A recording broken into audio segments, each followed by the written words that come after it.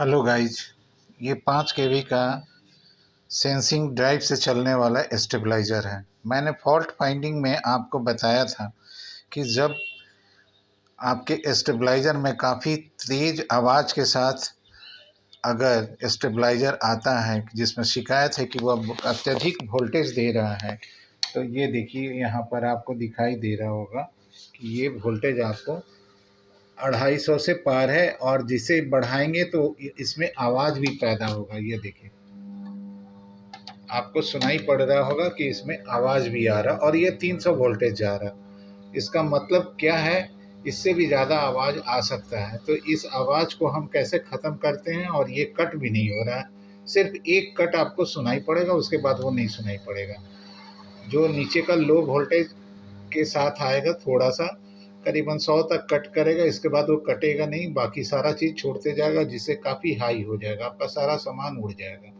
तो इसको हम चलो कैसे बनाते हैं, हमने आपको बताया था कि इसमें आपको सेंसिंग ड्राइव वाला जो ट्रांसफार्मर है, छोटा सा ड्राइवर है, 12012 का एक छोटा सा ट्रांसफार्मर है, वो ख़राब हो सकता है, नहीं तो किट मेकर डायोड आपका उड़ा हुआ वो ख़राब हो सकता है। तो इन दोनों में से हम फॉल्ट फाइंडिंग करते हैं और इसे दूर करके आपके ठीक सामने दिखाते हैं, और ये कट करते हुए भी दिखाते हैं। तो गाइज, मेरे वीडियो पर बने रहना और मैं आपको इसका प्रॉब्लम को सॉल्व करके दिखाता हूँ। अच्छा लगे तो लाइक भी करना और सब्सक्राइब भी करना। गाइज, मैंने कहा था कि जब बहुत ज़्यादा आवाज़ आता है तो या तो सेंसिंग ट्रांसफार्मर आपका ख़राब मिलेगा या फिर डायोड उड़ा मिलेगा। तो हमने चेक किया तो सेंसिंग ट्रांसफार्मर ख़राब है। अभी ये चेक हुए, हाथ का बाइंडिंग किया हुआ है, तो इसमें ये तो नहीं लिखा हुआ है कि कितना का है। ये 12 वोल्ट से चलने वाला सेंसिंग है कि 18 वोल्ट से है कि 24 वोल्ट से है। तो आप एक काम कर सकते हैं, 12012 का जो सेंसिंग ट्रांसफार्मर आता है उसको आप लगा दीजिए। पहले 12 पर ट्राई कीजिएगा, 12 पर से अगर देख लीजिए सही अगर काम करने लगा तो ठीक है, और नहीं तो 24 वोल्ट में डाल दीजिएगा, तो आपका ये काम करना शुरू करेगा। केवल आपको चेंज कहाँ करना है, तो सिर्फ 2 जगह आपको चेंज करना है। तार 4 कटेगा, एक इनपुट और न्यूट्रल वहाँ लगा हुआ मिलेगा, और इधर इस ट्रांसफार्मर से आके एक न्यूट्रल बनेगा और एक से 24 वोल्ट निकलेगा, वो आएगा। और आके जहाँ किट में से है वो वहीं छोड़ दिए, किट में कोई तरह का फेरबदल नहीं कीजिएगा, और ना तो प्रीसेट को छेड़छाड़ कीजिएगा। इसके बाद हो जाएगा आपका। तो देखिए गाइज, बनाने के बाद ये किस तरह से काम कर रहा है वो हम आपको दिखा दे रहे हैं।